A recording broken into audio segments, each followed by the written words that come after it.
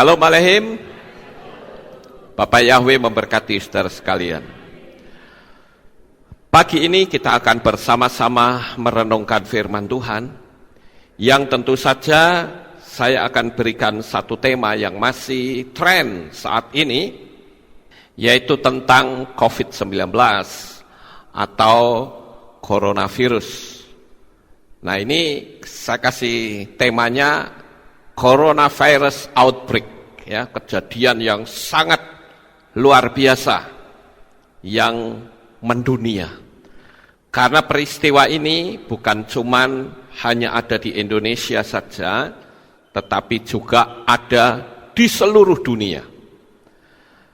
Untuk hal ini, saudara-saudara, saya akan mendasari firman Tuhan kita di dalam kitab Gilyahna pasal 6 ayat yang ke-8. Mari kita akan buka kitab suci kita. Gilyahna atau Wahyu pasal 6 ayat 8, demikianlah bunyinya. Dan aku melihat, dan lihatlah seekor kuda hijau pucat, dan dia yang menunggang di atasnya namanya kematian, dan alam maut ikut bersamanya. Dan kepada mereka telah diberikan wewenang untuk membunuh atas 1/4 bumi dengan pedang, dan dengan kelaparan, dan dengan kematian, dan oleh binatang-binatang buas di bumi. Sampai di sini pembacaan kitab suci kita.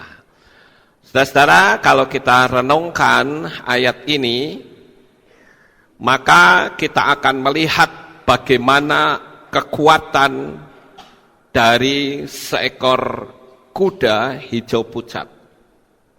Kuda ini berbicara tentang kekuatan. Kekuatan yang tidak nampak mata. Dan kalau saya perhatikan, saudara-saudara, kekuatan ini sekarang sedang melanda dunia. Dan ternyata ini bukan berbicara hanya soal virus saja. Belum lagi efek dari adanya lockdown yang saat ini sedang terjadi. Orang yang bikin usaha baru bisa saja hancur, saudara-saudara. Yang saat ini terasa sekali adalah di bagian pariwisata. Ada banyak sekali hotel-hotel yang harus di-cancel kamarnya. Kemarin saja seharusnya saya masih nginap di Medan selama 1 hari lagi di Hotel Horizon. Itu pun saya harus segera pulang karena saya takut, bukan takut COVID-nya, saudara-saudara, takut kalau nanti tidak ada penerbangan kembali ke Jogja. Wah, bisa-bisa saya ngendon di Medan berapa puluh hari, saudara-saudara. Jadi saya buru-buru pulang supaya saya bisa jumpa dengan saudara sekalian. Nah, jadi saudara, kalau kita melihat dari kitab Gilyahna ini, ada seekor kuda hijau pucat, dan yang menungganginya itu namanya kematian. Dan dia diberi kuasa, berapa saudara? 1/4 bumi, untuk membunuh 1/4 bumi. Jadi kematian yang terjadi akibat COVID-19 ini sangat luar biasa.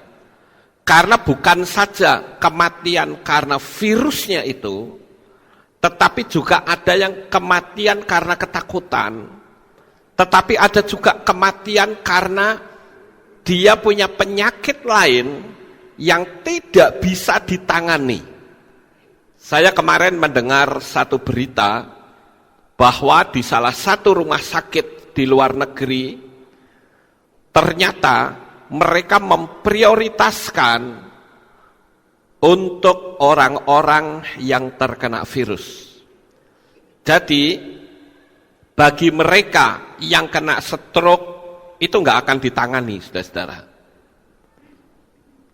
Dan yang lebih parah lagi, yang saya mendengar kesaksian dari seorang yang berhasil keluar dari rumah sakit di Wuhan yang baru-baru ini dibangun, ada satu kejadian yang membuat orang yang bersaksi itu trauma berat. Ketika orang yang kena COVID-19 itu masih dalam keadaan hidup, ternyata banyak di antara mereka yang langsung ditutup dengan kantong mayat double, langsung masuk ke ruang kremasi. Orangnya masih hidup, saudara-saudara. Saudara bisa bayangkan kondisi yang ada seperti saat ini. Orang sudah tidak lagi berpikir yang wajar. Pikiran mereka egois. Mereka berpikir ya sudah, toh ini nantinya mati toh. Daripada kelamaan, sekarang saja sudah dimasukkan ke krematorium, saudara. Langsung dibakar hidup-hidup di situ. Dan itu jumlahnya bukan cuma 1-2. Begitu banyak. Jadi kondisi sekarang ini cukup mengerikan. Dan di ayat itu dikatakan, mereka telah diberi wewenang untuk membunuh atas 1/4 bumi dengan pedang dan dengan kelaparan dan dengan kematian dan oleh binatang-binatang buas. Saudara perhatikan kata kelaparan. Di Italia maupun di Prancis, bahkan di Malaysia sendiri, saya kemarin dapat video-video dari Malaysia, saudara-saudara. Di sana orang tidak boleh keluar masuk. Jadi saudara punya persediaan makanan atau tidak, enggak urusan. Pokoknya saudara berani keluar, ya siapkan dulu 1.000 ringgit untuk dendanya, saudara-saudara. Nah sekarang saudara mau keluar, mau pergi kemana? Ke pasar. Pasar nggak buka, saudara, ngapain coba? Dan itu akhirnya matinya bukan karena corona, tapi bisa mati karena kelaparan. Jadi firman Tuhan ini betul-betul sedang digenapi. Dan di situ dikatakan, dan dengan kematian dan oleh binatang-binatang buas di bumi. Corona itu termasuk binatang buas nggak, saudara? Oh, termasuk, saudara. Cuman dia tidak kelihatan mata, gitu aja. Selama ini kita berpikir binatang buas itu kan singa, leopard, macan, serigala, itu binatang buas. Tapi saya bisa mengatakan bahwa COVID-19 ini juga binatang buas. Ada juga yang mengatakan dari intelijen Israel bahwa ini adalah merupakan genetika buatan manusia, saudara, yaitu senjata kimia. Pokoknya apapun yang terjadi di dunia ini, kitab suci kita itu sedang dalam penggenapan. Orang di mana-mana tidak boleh keluar. Saudara pikir kitab suci kita tidak menulis? Sudah ditulis, saudara-saudara. Saya ajak untuk saudara membaca. Ayo kita buka kitab Yesaya pasal 26 ayat 20 sampai ayat 21. Yesaya 26 ayat 20 sampai 21. Saya bacakan untuk saudara. Datanglah bangsaku, masuklah ke dalam kamar-kamarmu dan tutuplah pintu-pintu di belakangmu. Bersembunyilah beberapa saat. Disuruh bersembunyi beberapa saat, berarti tidak kekal ya saudara, hanya sementara waktu. Bersembunyilah beberapa saat sampai kemarahan itu berlalu. Sebab lihatlah, Yahweh keluar dari tempatnya untuk menghukum orang-orang yang berdiam di bumi. Karena kejahatannya, bumi juga akan menyingkapkan darahnya dan tidak akan lagi menutupi orang-orangnya yang dibunuh. Jadi kondisinya itu sama. Orang disuruh masuk ke dalam kamar, masuk ke dalam rumah, tutup pintu semua. Karena di situ murka Yahweh sedang bergerak di atas muka bumi ini, saudara-saudara. Sekarang yang menjadi pertanyaan, loh, murka Bapa Yahweh atas muka bumi ini karena apa? Kembali lagi kitab suci kita menjawabnya. Di dalam kitab Matius atau Matius pasal 24 ayat 37 dan Lukas 17 ayat 26 dikatakan, dan sebagaimana pada zaman Noah, demikian pula lah kedatangan anak manusia akan terjadi. Dan sebagaimana yang terjadi pada zaman Noah, demikian pula akan terjadi pada hari-hari anak manusia. Itu di dalam kitab Lukas. Sekarang, kita bertanya lagi, sebagaimana yang terjadi pada zaman Noah, ada kejadian apa sih di zaman Noah? Bahkan sebelumnya, ada peristiwa apa sebetulnya, saudara-saudara? Kembali, kalau kita pertanyakan hal ini, jawabannya pun ada di dalam kitab suci. Di kitab Beresyit pasal 6 ayat yang kelima dikatakan, dan Yahweh melihat bahwa kejahatan manusia demikian besar di bumi, dan setiap angan-angan pikiran hatinya semata-mata jahat sepanjang hari. Nah, ini rupa-rupanya yang membuat Tuhan itu marah, saudara-saudara. Sehingga Tuhan izinkan sekaligus untuk menggenapi akan peristiwa yang sedang terjadi di akhir zaman ini, di mana seperempat bumi itu akan musnah.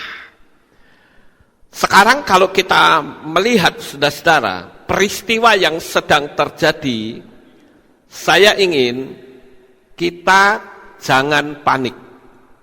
Saya beritahu, saya sampai hari ini nih, dan selamanya masih meyakini dan terus meyakini bahwa orang-orang yang dekat kepada Bapa Yahweh akan selalu diluputkan dari bencana besar ini. Jadi, ya boleh beri tepuk tangan silahkan, saudara-saudara. Jadi, kita tidak perlu panik, saudara-saudara. Kenapa? Karena saudara takut, saudara panik, saudara betul-betul akan kena. Kenapa? Karena kalau saya mempelajari dunia alam supranatural dan dunia kesehatan, ketika seseorang itu panik dan takut, khawatir, itu semua energi negatif. Marah dan sebagainya, pokoknya semua energi negatif yang ada di dalam diri kita itu muncul, maka sistem imunitas di dalam tubuh kita mengalami kemerosotan yang sangat drastis. Jikalau dihitung angka, sebutlah imunitas manusia itu 10. Imunitas itu artinya kekebalan, ya saudara-saudara, kekebalan tubuh. Jikalau kekuatan manusia itu ada 10 kekebalannya, tetapi ketika kita takut, ketika kita khawatir, ketika kita cemas, ketika kita marah, ketika kita ngegrundel, ketika kita bersungut-sungut, itu imunitas kita dari 10 itu turun terus hingga mencapai 2 saja, saudara-saudara. Jadi ketika ada serangan penyakit masuk, sistem imunitas kita tidak mampu untuk memberikan perlawanan. Enggak akan mampu. Coba saja saudara perhatikan orang yang banyak ngendem penyakit, mengendem perasaan, lah mesti muncul banyak penyakit. Betul enggak saudara-saudara? Ya.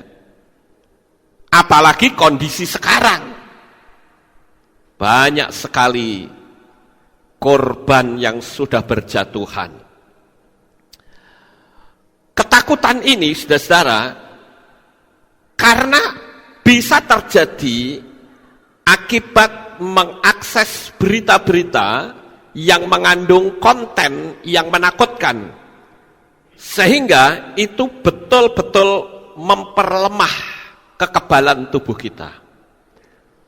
Dan pikiran kita akan berkata begini, jadi kapan dong giliran saya? Mereka sudah pada mati, kapan ya giliran saya? Saudara bisa nggak paham apa kata-kata saya ini? Sehingga ketika kita berkata kapan ya giliran saya, alam supranatural juga akan menangkap. Giliranmu sebentar lagi. Dan jangan salahkan Tuhan kalau betul-betul kita mati karena ketakutan. Jadi ketakutan itu bisa bikin orang mati karena sistem imun kita itu hancur, saudara-saudara. Saya ngomong begini, itu bisa saja disalahkan loh. Makanya saya tulis di sini, waspada terhadap datangnya kekuatan setan yang memanfaatkan situasi ini. Ketika saya berbicara tentang iman, orang akan berkata, pakai logika. Loh, iman sama logika kan nggak nyambung, saudara-saudara. Tapi saya mengimani apa yang kitab suci tulis. Sekalipun 1000 orang rebah di sisi kirimu, 10.000 di sisi kananmu, tetapi dia tidak akan mengena engkau. Itu kitab suci. Kapan kita akan menggenapinya kalau bukan sekarang? Amin. Kalau kondisi kita tenang, itu mah semua orang bisa. Tapi kalau kondisi sekarang kita tunjukkan iman kita, nah itu seperti 3 orang pemuda, Hananya, Misael, dan Azaria. Tapi coba kalau orang di situ yang ketakutan, dia akan bilang apa? Pakai hikmat sih ya. Orang berani sih boleh-boleh saja. Jadi ini hati-hati ya saudara-saudara. Orang yang ketakutan, dia bisa saja bersembunyi di balik hikmat. Dan dia berkata, pakai hikmat dong, nanti kalau kena sungguhan, kamu nyesel. Enggak tuh, saya enggak akan nyesel. Saya tetap pada pendirian saya.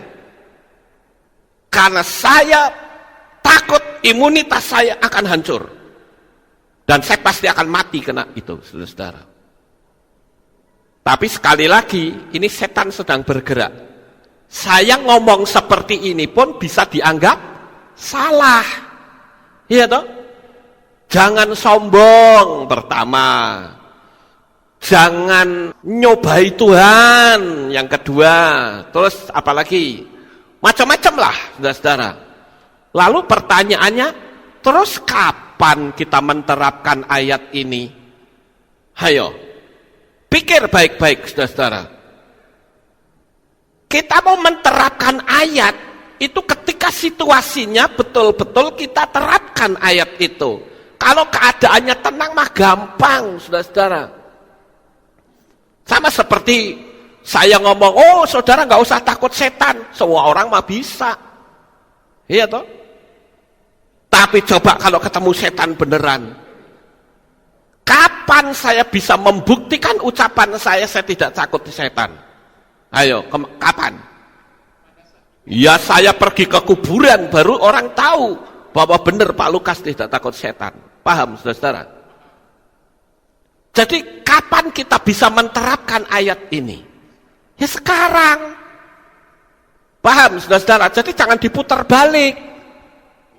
Karena kondisi sekarang ini, orang beriman pun bisa disalahkan. Ya, kita tidak boleh terpancing, saudara-saudara. Kalau saya perhatikan, sebenarnya virus corona itu sudah ada, bukan saat ini saja. Tapi sudah dari dulu orang sudah tahu. Tetapi dengan pemberitaan yang heboh, bikin orang ketakutan. Jadi sekali lagi, matinya seseorang kena virus, itu juga karena rasa takut, saudara-saudara. Kita mesti jujur, Berapa banyak di antara kita yang sekarang mendengar berita-berita, apalagi sekarang ini kan banyak gereja-gereja yang pada tutup, bukan? Nanti saya melakukan ibadah gini pun ya salah, saudara-saudara. Kok ngelawan pemerintah katanya. Padahal pemerintah hanya menghimbau dan kita menjaga, kecuali kalau bilang sekarang total dilarang. Ya apa boleh buat? Kita harus tunduk. Tapi selama kita masih bisa dan punya kesempatan, ya apa salahnya kita ibadah? Kita kan tidak tahu kapan kita mati, saudara-saudara. Bisa saja hari ini adalah ibadahmu yang terakhir. Tapi tidak usah takut. Kapanpun engkau mati, engkau pasti selamat sampai ke Syamayim. Amin. Ya, beri tepuk tangan yang paling meriah untuk Bapak Yahweh. Sekali lagi, jangan dipelintir kata-kata saya, saudara-saudara. Saya sedang mengucapkan iman.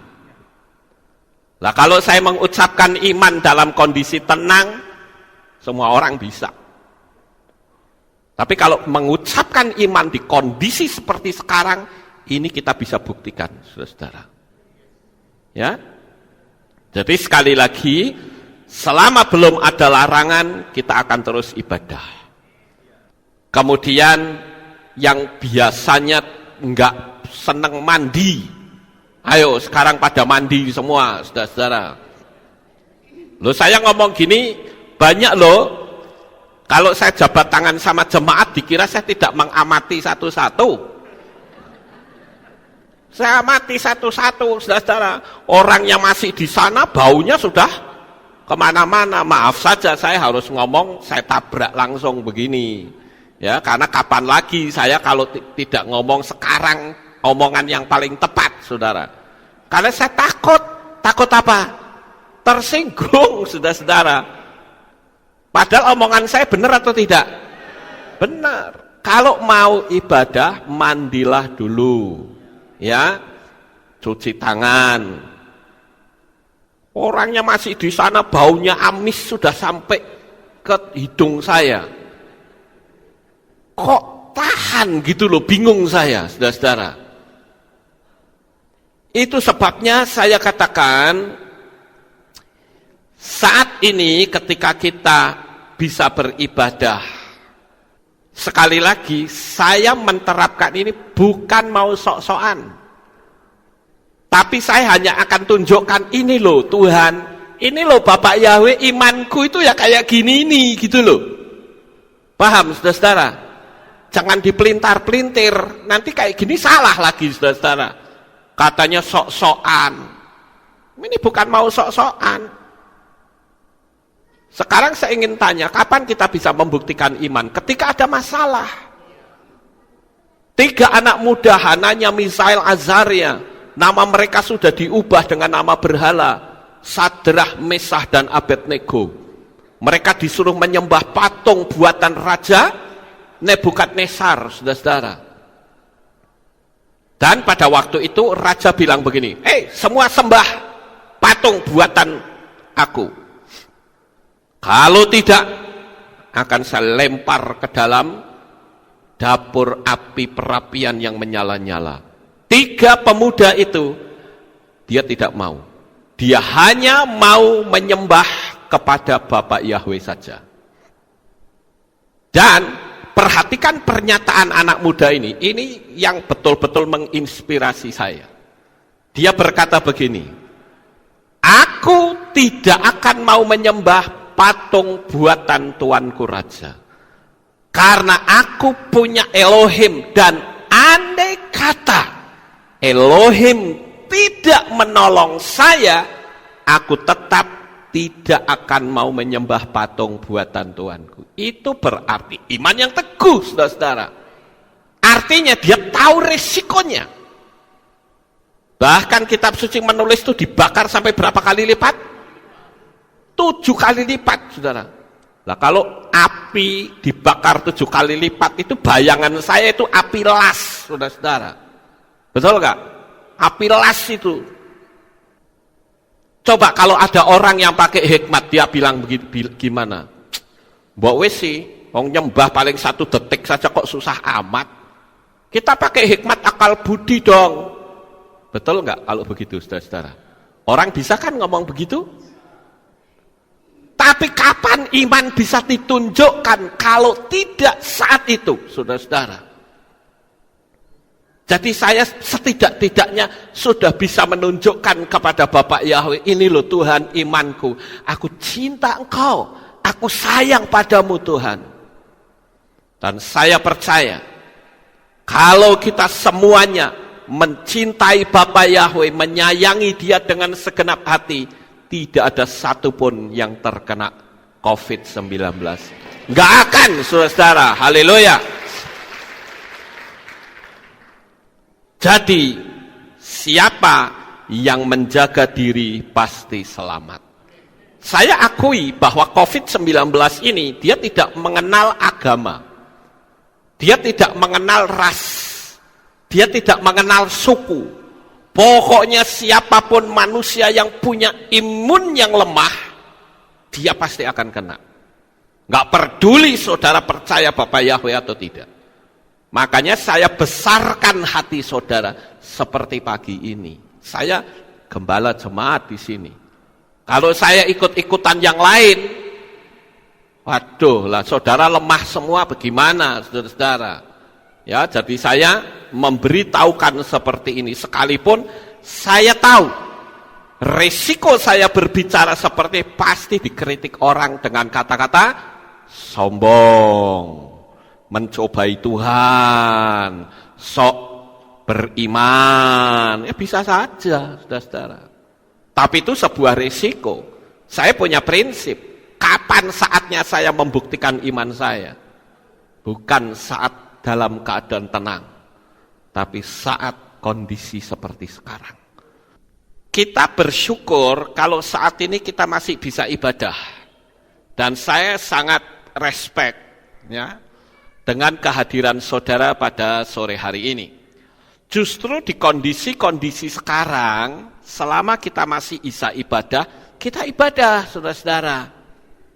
Karena akan tiba saatnya nanti, di mana kita tidak mungkin bisa beribadah lagi. Beberapa puluh tahun yang lalu, saya masih ingat, bahwa saya pernah mengucapkan kata-kata ini.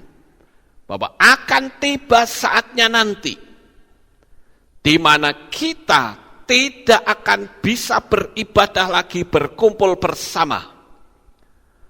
Cuman pada waktu 10 tahun yang lalu, saya sempat berpikir bagaimana caranya jemaat bisa mendengar firman Tuhan kalau begitu. Karena waktu itu memang teknologi tidak sehebat sekarang. Tetapi Bapak Ibu, kalau kondisi sekarang dan kita terpaksa harus tidak bisa ibadah, maka satu-satunya cara adalah teknologi yang akan menyatukan kita. Semua orang disuruh mencuci tangan, disuruh bersih diri saat ibadah. Saya mau bertanya, siapakah yang pertama kali memberitahukan hal ini? Ada yang tahu? Siapakah pertama kali yang memberitahu hal ini? Saya tahu. Yang pertama kali memberitahu hal ini adalah kitab Torah. Paham Bapak Ibu? Kalau saudara membaca peraturan Torah itu ada 613. Coba saudara cari salah satu di antaranya, yaitu untuk membersihkan diri, cuci tangan. Mau ibadah harus cuci tangan. Ya, kenapa di panggung ini saya tidak izinkan orang pakai sepatu naik ke sini? Ini pun Torah, saudara-saudara. Orang disuruh cuci tangan itu siapa yang ngajarin? Torah. Ayo sekarang yang ngomong Torah tidak berlaku, berani Anda tidak cuci tangan? Saya tantang engkau sekarang.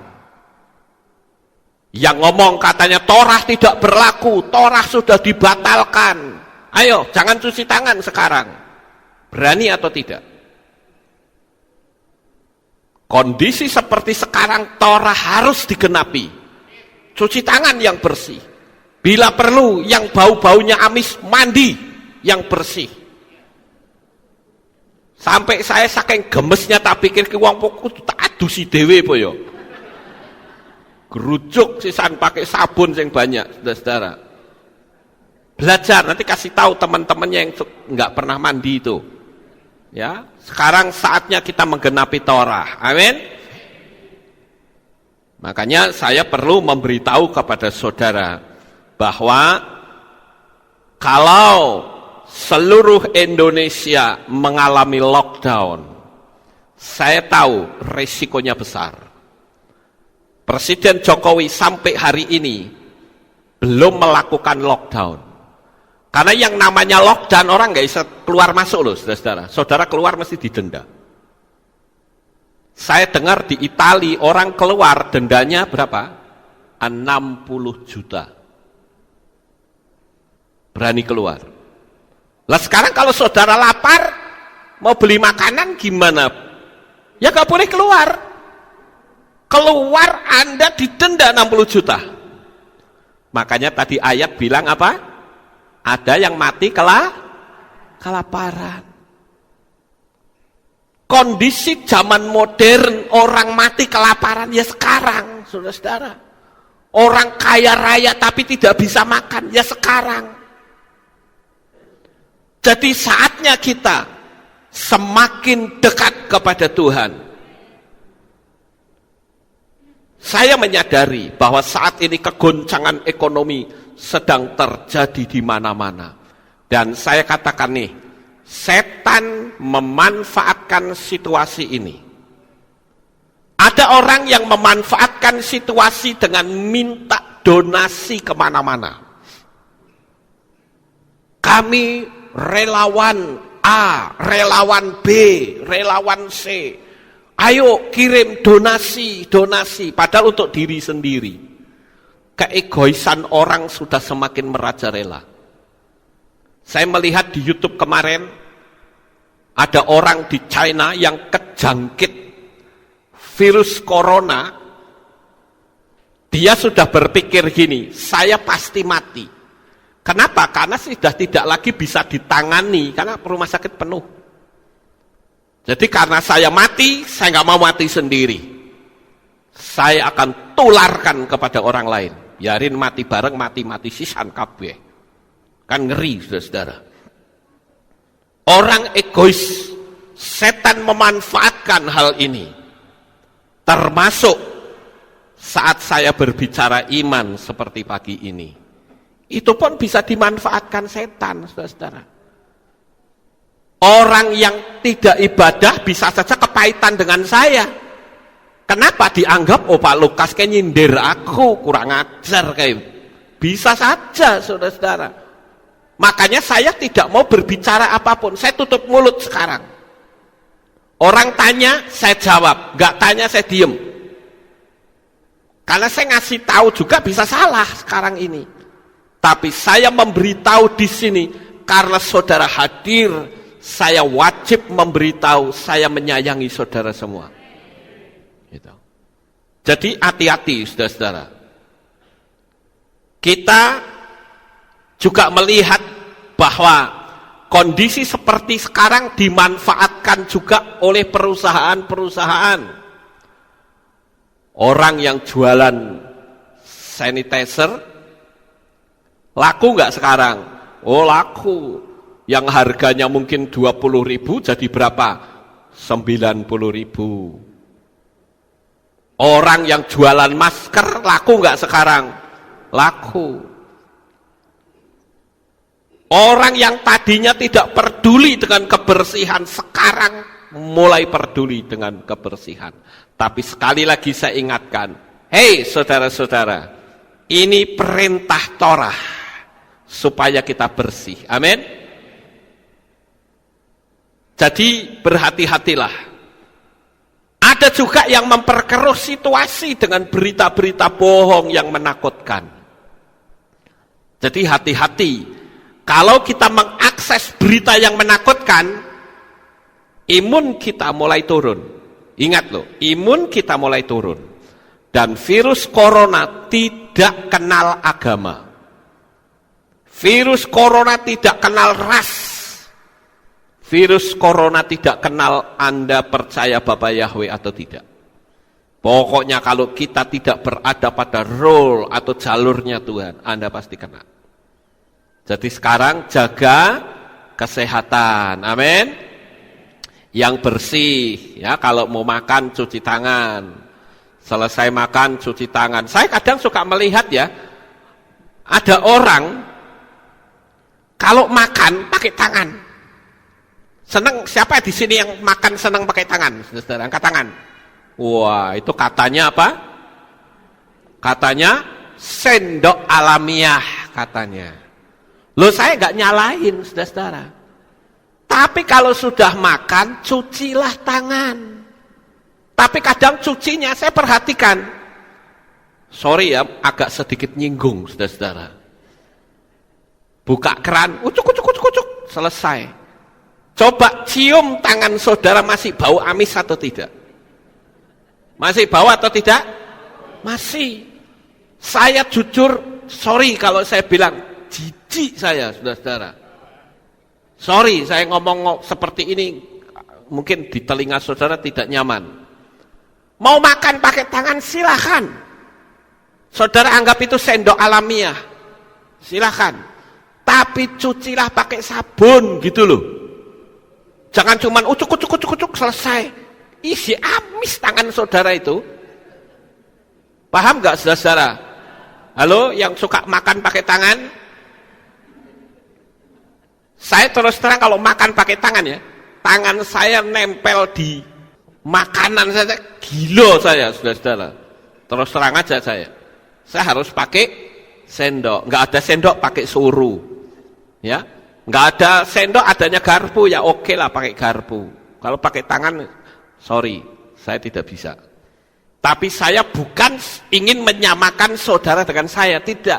Saya kan izinkan, saudara mau pakai tangan, boleh nggak tadi saya bilang? Boleh, tapi pakailah sabun kalau sudah.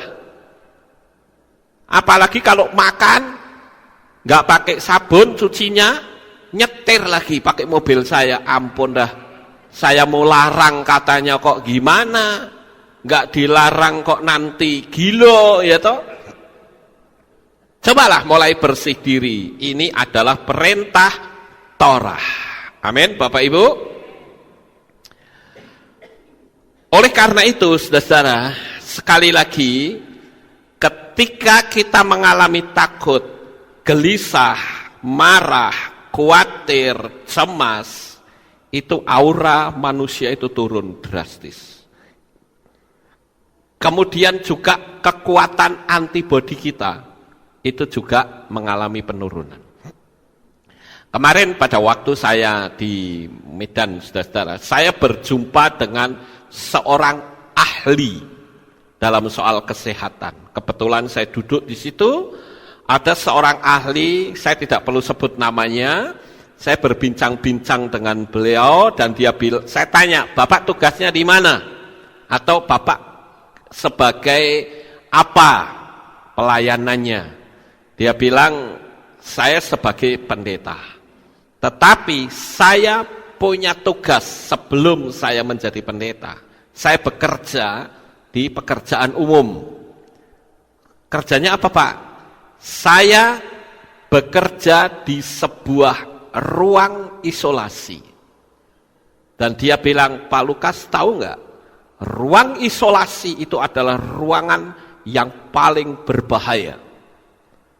Karena orang-orang yang terkena virus, dia akan dikarantina di situ di ruang isolasi. Dan saya melayani mereka tiap hari. Tapi saya sampai hari ini tidak sakit. Kenapa? Karena saya tahu rahasianya. Apalagi COVID-19. Dia bilang punya masa itu sekitar 14 hari. Yang penting banyak minum katanya. Nah, ngomong gitu saya jujur lodok ketemplak, saudara-saudara. Karena saya sering kurang minum, ya. Saya ketemplak terus terang. Yang penting banyak minum, pakai air anget katanya. Itu juga saya ketemplak juga, karena saya nggak suka air anget, saudara-saudara. Pokoknya apapun saya senangnya es batu bahkan tak keletaki, saudara-saudara. Gitu. Tapi ya sudah, suruh bagaimana lagi? Ya, dia bilang selama kita bersih aman, Pak. Kenapa? Karena selama 7 hari ketika kita mulai anget, mulai panas, itu tubuh belum memberi perlawanan. Tapi dia sedang membaca data penyakit yang masuk ke dalam tubuh kita. Tetapi ketika selesai 7 hari dan panas itu meningkat, konsep imunisasi manusia itu memberikan perlawanan, memerangi semua virus yang ada. Nah, saudara bisa bayangkan bagaimana konsep imunisasi kekebalan saudara bisa menyerang virus kalau Anda sendiri tidak punya kekebalan. Sekali lagi, kekebalan itu akan luntur ketika Anda takut. Ketika Anda mengalami kecemasan. Situasi sekarang kan begitu, saudara-saudara. Di mana-mana orang cemas. Iya toh? Saya kemarin pergi ke salah satu tempat perpajakan di sana ya. Itu kursi, saudara tahu, dikasih kertas di situ, dikasih tanda silang, nggak boleh diduduki. Jadi orang harus duduk jaraknya 1 meter. Bagus sih di situ. Tetapi saya bisa menunjukkan tingkat ketakutannya luar biasa. Ya. Dan memang kitab suci mengajarkan kepada kita, ketika kita melihat situasi seperti ini, kita jalani saja, saudara-saudara.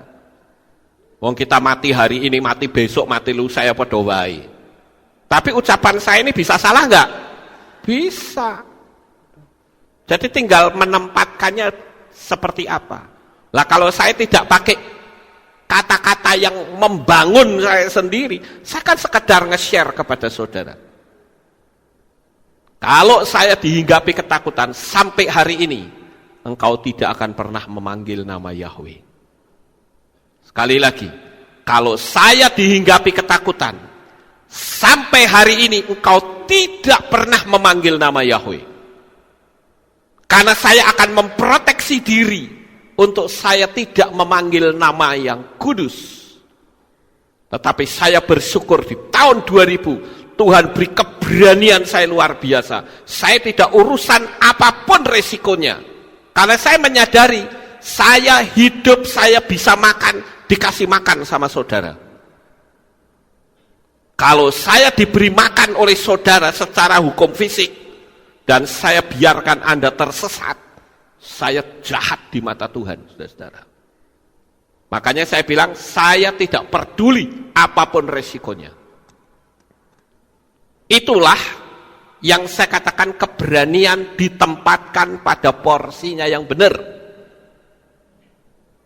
Ya, jadi saya sekedar memberitahu kepada saudara. Saya juga ingin jemaat yang punya HP Android gabung ke grup, saudara. Jikalau situasinya tidak memungkinkan dan kita harus ibadah live streaming, saudara sudah punya perangkatnya. Saya katakan coba saudara semua gabung ke grup, kemudian saudara install program Zoom, saudara.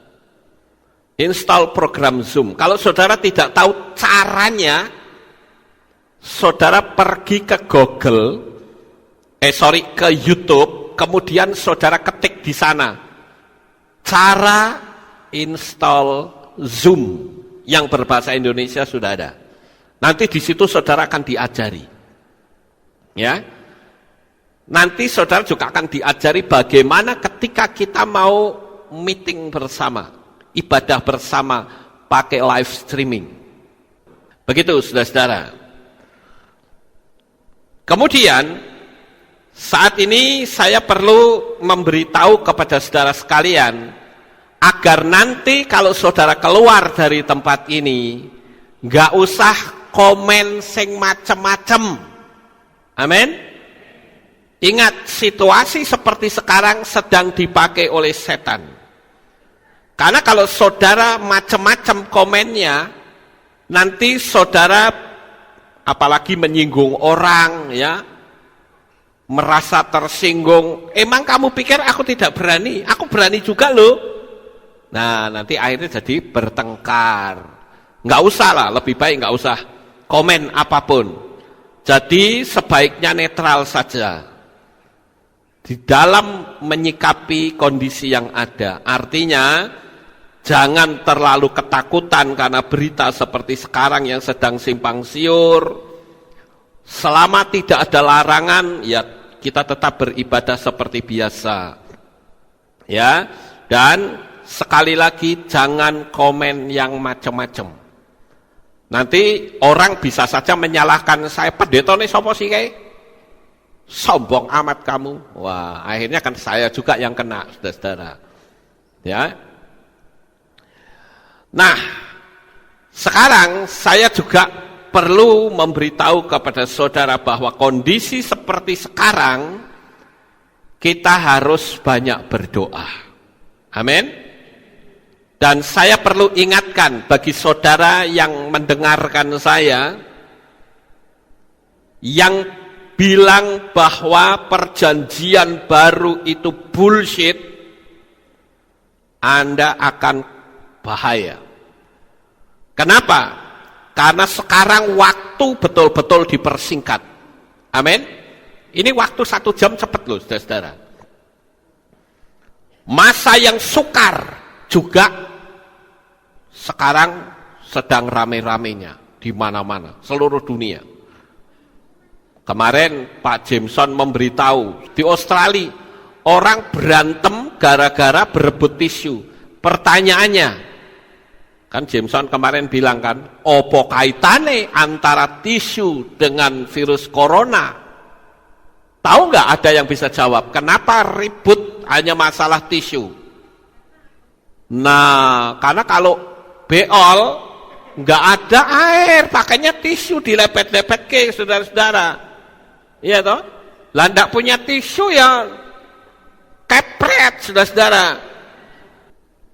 Lebih baik saya ngomong beginilah daripada pakai bahasa diplomatis apa adanya saja. Mereka kan memang kalau beol kan nggak pernah pakai air. Iya toh? Saya aja kalau keluar negeri bingung, saudara-saudara, ini ceboknya di mana? Bagaimana? Nggak ada air di sana sini. Kalau mau pakai tisu, gila saya. Jadi, kenapa sampai ribut? Ya karena itu, saudara-saudara. Dan saya juga perlu memberitahu kepada saudara sekalian bahwa kondisi seperti sekarang, orang sudah mulai panik. Tapi ingat, ketika Yesua datang untuk yang kedua kali, kita akan menyongsong Tuhan di awan-awan yang permai. Saya meyakini sampai hari ini, saudara-saudara. Dan selamanya saya tidak akan gugur iman saya. Saya meyakini bahwa kita sudah masuk di masa yang sukar. Orang matanya dicelekkan betul-betul. Sekarang benar-benar ada dalam kondisi yang sukar. Dunia pariwisata mengalami kegoncangan yang luar biasa hebat. Orang bikin usaha banyak yang kolaps sekarang ini. Orang dicekam rasa takut luar biasa. Tapi sing enak orang sing utang itu, saudara-saudara. Yang banyak utangnya, ini kesempatan buat alasan. Ya toh, aku ndak iso bayar, aku nggo tuku sego yang elok. Gampang toh sekarang. Pokoknya situasi sekarang ini kita mesti berhati-hati, Bapak Ibu. Amin. Sebentar lagi Yesua akan datang untuk yang kedua kali menjemput kita semuanya. Makanya saya bilang, saudara yang belum dibaptis, ayo cepat-cepat dibaptis. Jangan menurut nganunya sendiri, menurut pengertiannya sendiri. Kitab suci yang ditulis itu pasti digenapi. Sekarang waktu dipersingkat, benar-benar dipersingkat bukan? Seminggu aja cepat sekali loh, saudara-saudara. Masa yang sukar, kita betul-betul masuk ke masa yang sukar. Lah kalau pengangkatan terjadi atau tidak? Pasti terjadi. Padahal sekarang ini ada pengajaran di luar sana yang memberitahu jangan percaya pengangkatan. Pengangkatan itu bullshit. Saya kasih tahu, saudara-saudara. Pengangkatan itu sebetulnya atau kedatangan Yesua untuk yang kedua kali, sebetulnya itu adalah bergantinya zaman. Yang pertama, zaman Bapak Yahweh, dari kitab Kejadian sampai zaman Raja Daud. Itu zaman Bapak Yahweh. Zaman Yesua dari Raja Daud sampai Yesua. Zaman Roh Kudus dari Yesua sampai sekarang. Dan zaman Roh Kudus segera berakhir. Dan Roh Kudus kembali ke Shamayim. Kita yang percaya kepada Bapa Yahweh di dalam Yesua diajak serta untuk kembali. Itu saudara-saudara. Jadi rapture itu sebetulnya adalah karena Roh Kudus membawa kita kembali ke Shamayim. Jadi teguhkan iman saudara. Karena nanti ketika Yesua sudah datang untuk yang kedua kali, saya tidak bisa bayangkan orang ketakutannya melebihi sekarang ini. Kenapa? Karena nanti akan ada sweeping di mana-mana, penyapuan orang-orang yang tidak memakai tanda bilangan binatang itu 666, dia akan dikarantina. Dan nanti pada tiap-tiap hari Sabat, orang itu akan dikeluarkan dan disiksa di hari Sabat. Dan itu yang disebut dengan blood Sabat atau Sabat berdarah. Kitab suci sudah menuliskannya dan saya percaya akan terjadi aniaya besar-besaran di hari Sabat dan itu legal, saudara-saudara. Penyiksaan yang maha dahsyat terjadi di hari Sabat. Tapi sayangnya, maut lari meninggalkan manusia. Jadi kalau saudara ditusuk lehernya pun gak akan mati, saudara-saudara. Gak akan mati. Saya punya 2 video, tapi sayang dihapus sama YouTube, saudara-saudara. Yang saya pernah sampaikan bagaimana ada orang yang berenang, ya lompat-lompat karena ditonton sama cewek-cewek, dia lompat, jatuh kena lingkir kepalanya, pecah menjadi 2. Itu ketika dibuka gini, wah itu buka. Kalau mau ngomong harus dikincop kayak lagi. Terus ada orang yang kelindes kereta api, tubuhnya terbelah jadi 2. Yang satu ada di dalam rel, yang satu di luar rel. Masih pegang HP, telepon sama temannya minta bantuan. Itu di Cina. Itu sayang video itu dihapus. Terus satu lagi, seorang yang mengalami kecelakaan Harley Davidson. Separuh wajahnya itu hilang. Tapi orangnya masih hidup. Segar, nggak mati, saudara-saudara. Maka saya bilang inilah yang disebut maut lari meninggalkan manusia. Dan saya ingin agar saudara jemaat Aleph Tau yang saya kasihi, jangan sampai saudara mengalami hal ini. Percayalah teguh, tetap setia di dalam kasih Bapa Yahweh. Sekali waktu terjadi sangkakala terakhir, ketika Yesua datang di awan-awan yang permai, kita akan menyongsong Tuhan, berjumpa Tuhan di awan-awan yang permai. Tubuh kita akan diubah menjadi tubuh kemuliaan. Tubuh yang tidak bisa mati. Saya sudah menyampaikan videonya beberapa waktu yang lalu. Saudara bisa tonton kembali untuk mengingatkan dan memperteguh iman kita. Amin, saudara-saudara. Kalau maut lari meninggalkan manusia, apa yang harus kita lakukan? Kita toh tidak bisa mendapat keselamatan. Kenapa? Karena keselamatan kembali kepada bangsa Israel. Dan itu pun hanya terbatas 144.000 orang yang diselamatkan dari 12 suku Israel. Jadi sekarang saatnya kita lebih sungguh-sungguh lagi dengan Bapak Yahweh, apalagi kondisi zaman sekarang sudah tidak menentu. Saya tekankan, ayo yang punya HP Android gabung ke grup. Jadi kalau nanti terjadi pelarangan ibadah, saya tinggal umumkan, buka Zoom jam sekian, saudara bisa ibadah bersama. Amin.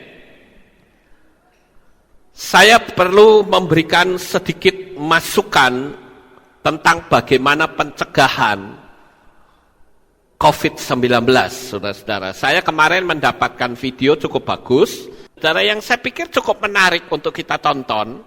Pertanyaannya begini, kenapa kondisi COVID-19 ini menurut penyelidikan, orang-orang India kok tidak ada yang kena, saudara-saudara? Saudara pernah dengar nggak di India terjadi keributan seperti sekarang? Enggak kan? Kenapa? Padahal orang India, kalau saudara lihat food streetnya mereka, gila, saudara-saudara. Iya toh? Opiok-opiok pakai tangan, unyek-unyek, keringetnya masuk, alah, wis ngeri banget, sudah jorok, ya. Saya terus terang nggak kolu, saudara-saudara, kalau makan. Tapi kenapa orang India tidak? Ini ada yang menyelidiki, saudara-saudara. Ternyata itu simple, dia setiap kali makan selalu dicampuri cengkeh. Kita lihat videonya ya, dua itu diputar. Kita tonton sebentar. Ini ada di Singapura. Sekarang orang Singapura juga sudah mulai pakai cengkeh untuk mengusir virus corona. Belajar di Taiwan sama Chongguo Wuhan, China Wuhan. Belajar pakai diminum campur teh dan taruh di kamar di mana supaya diisap hidung. Untuk penyakit bisa ambil datanya di Google, bahasa Chinese, bahasa Inggris, bahasa Indonesia. Kasetnya untuk bunuh virus bisa ambil di Google. Ya coba saudara-saudara kita di Indonesia bisa mencoba juga ya, begitu. Di rumah Indonesia banyak lalat, nyamuk, sama kacau-kacau hilang semua kalau tahu ini. Gitu ya. Oke, terima kasih. Cengkeh 250 gram dibungkus dengan kain anti nyamuk, kain ranjang anti nyamuk. Wanginya keluar, taruh di mobil atau di kamar supaya usir virus-virusnya. Diminum tiap hari 5 biji, campur teh juga sangat bagus. Gitu loh. Di India nggak kena karena minum ini, makanan semua mengandung cengkeh. Waktu itu India tidak kena, yang 100 lebih itu semua dari China. Orang India tidak ada satupun yang kena penyakit begini. Dari dulu penyakit mengular begini tidak pernah kena. Karena mereka punya makanan, es krim, nasi semua campur cengkeh. Gitu loh. Tiap hari makan cengkeh di media, maka itu bebas. Ya, coba beri diperhatikan, bisa lihat di YouTube Chinese punya bahasa Indonesia atau bahasa Inggris. Cari di YouTube datanya. Ya, itu saudara-saudara ya, sedikit masukan untuk kita bisa mencegahnya, yaitu makan cengkeh, saudara-saudara. Itu getir pedes gitu ya. Cengkeh, tapi nggak apa-apa, saudara. Ya, kita akan sementara saja. Ya, tadi dikasih tahu bukan? India tidak ada yang kena virus karena makanannya selalu dicampur dengan cengkeh. Kalau kita masak pakai cengkeh paling ya satu, ya toh. Nggak tahu apakah seperti itu atau tidak. Wong saya bukan tukang masak, saya tidak tahu, saudara-saudara. Tapi yang saya tahu biasanya dikasih cengkeh sedikit. Tapi kalau India itu bisa konsumsi tiap hari, makanya tidak mengena. Jadi ini menjadi sebagai himbauan saya. Nanti saudara kalau pulang sampai di rumah, siapkan cengkeh, itu bisa dipakai untuk mengusir virus. Bisa ditaruh di kamar juga, digantungkan gitu ya. Itu virus-virus, bahkan kecoa juga katanya juga bisa pergi. Kita ikutin saja, ya tidak ada salahnya saudara. Di mana-mana itu terjadi lockdown, ya. Lockdown itu, ini kan lockdown ya, ini bisa dijadikan singkatan untuk mengingatkan kita, ya. Lockdown, L, listen to God's voice and reflect, ya. Dengarkan suara Tuhan dan renungkan dengan baik. Kemudian O, obey His word and His teaching. Taati atau patuhi firman-Nya dan pengajarannya, saudara-saudara. Kemudian call on Yahweh and Yeshua name and be calm. Artinya panggillah nama Yahweh dan nama Yeshua dan tenanglah. Tenang artinya jangan panik, saudara-saudara. Kemudian know what is the purpose of all this, ya. Ketahui atau dipahami sekarang apa sih tujuan dari semua ini? Ada apa ini, saudara-saudara? Ya. Kemudian D, dwell in His presence, do not panic. Dwell in His presence itu artinya tinggal di dalam hadiratnya. Dan jangan panik, saudara-saudara. Kemudian offer prayer for everyone's safety, ya.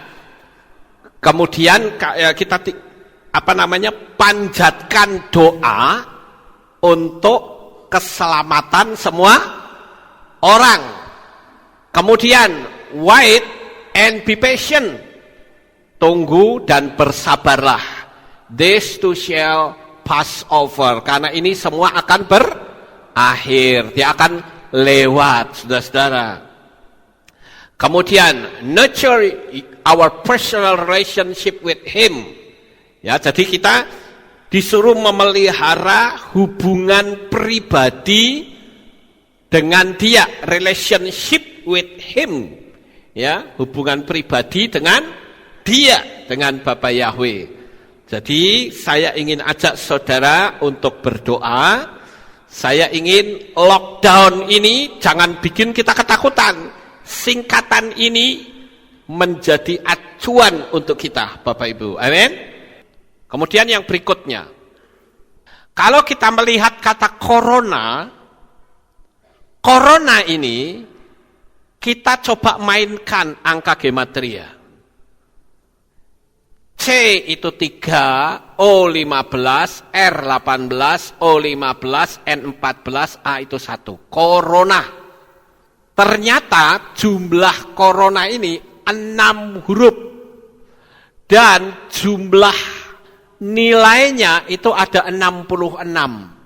Jadi 6 huruf dan 66. 6. Itu angka apa? Anti Hamasyah, saudara-saudara. Sekarang pertanyaannya, apakah ini sebuah kebetulan? Tidak, saya yakin ini bukan kebetulan. Tapi ini ada spirit di balik itu semua. C itu 3, A, B, C kan 3. Ya toh? Kemudian O 15, A, B, C, D, E, F, G, H, I, Y, K, L, M, N, O 15. Ini kalau dihitung semua 66. Jadi ini juga ada gerakan spirit yang akan mengobrak-abrik dunia ini, saudara-saudara. Anti Hamasyah. Yang bikin iman jadi lemah. Yang bikin manusia ketakutan. Yang bikin kita tidak lagi memiliki pengharapan kepada Tuhan. Tapi saya beri tahu, bersabarlah. Tetaplah pegang dan setia kepada janjinya sampai akhir. Bapa Yahweh akan selalu memberikan pertolongan, perlindungan untuk saudara semuanya. Kondisi sekarang ini justru saudara harus dekat kepada Tuhan. Amin. Kita lanjut. Sekarang pernah nggak saudara merenung? Kenapa ya disebut COVID-19? Kenapa kok tidak 20 saja? Kenapa kok tidak COVID 100, tapi kok 19? Ada apa ini, saudara-saudara? Saya kalau ada angka-angka yang seperti itu, biasanya coba tak otak-atik, saudara-saudara. Dan ternyata angka 19, itu di dalam huruf Ibrani, itu berarti 10 ditambah 9, atau Yod ditambah Tet. Dibaca Tisha Asher. Ya. Nah, angka 19 dalam huruf Ibrani itu memiliki lambang tangan dan ular. Yod itu tangan. Saudara masih ingat ya kata Yod he waw he. Lihatlah tangan, lihatlah paku. Jadi Yod itu artinya tangan.